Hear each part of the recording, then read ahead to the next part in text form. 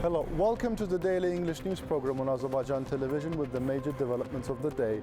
I am your host, İlham Məmmədov.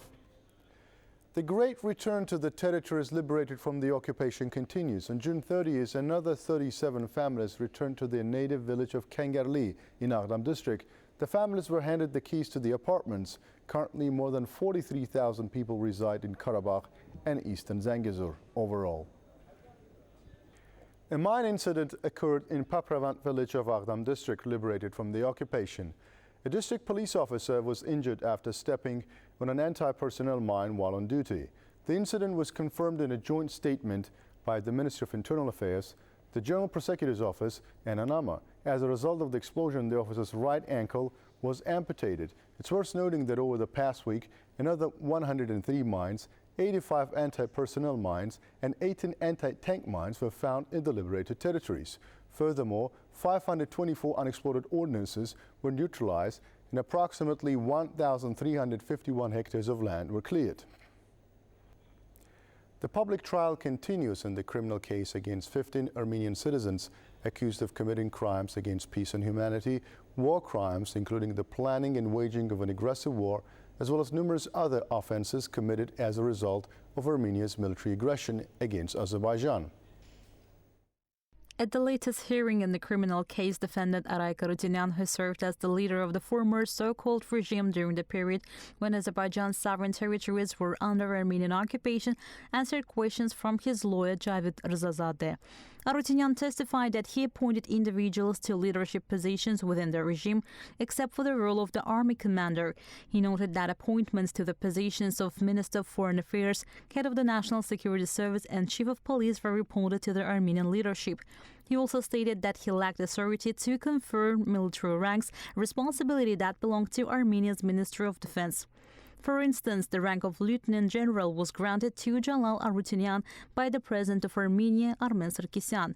Regarding illegal settlement, Arutinian explained that Armenians resettled from Armenia's Gafan and Gorus districts were mainly placed in Lachin, Kubadli, and Zengilan due to favorable agricultural conditions.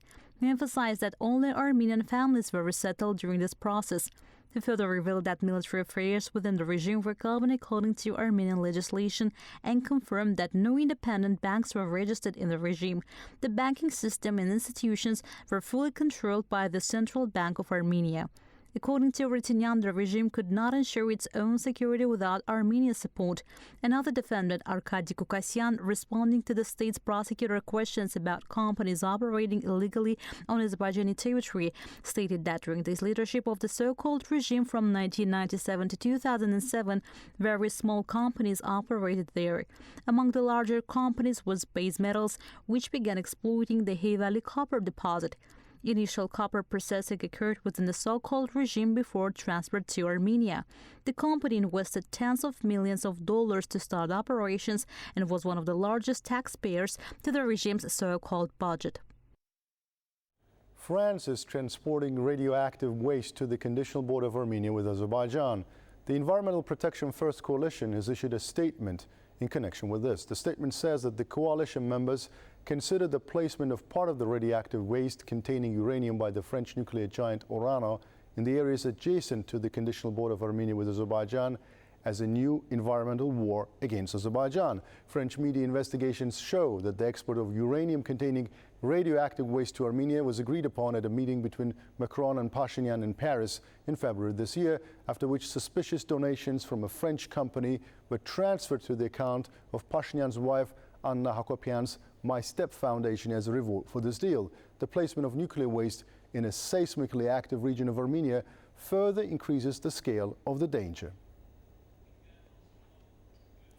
In connection with the official events to be held in the territories liberated from the occupation, the issuance of permits for trips to the liberated territories via Yolumuz Qarabağ portal has been temporarily suspended. According to the information released by Azerbaijan Land Transport Agency, starting from June 30th, the permits in the direction of Sugovushan, Füzuli, Shusha, Xankəndi, Xocalı, Xocavənd, Ağdərə, Ağdam and Laçın will not be issued for the duration of 6 days. Citizens were informed about this via SMS notification in advance. No restrictions are imposed on the trips to Zengilan and Jebral district. That was all for today. Thank you for being with us. Goodbye.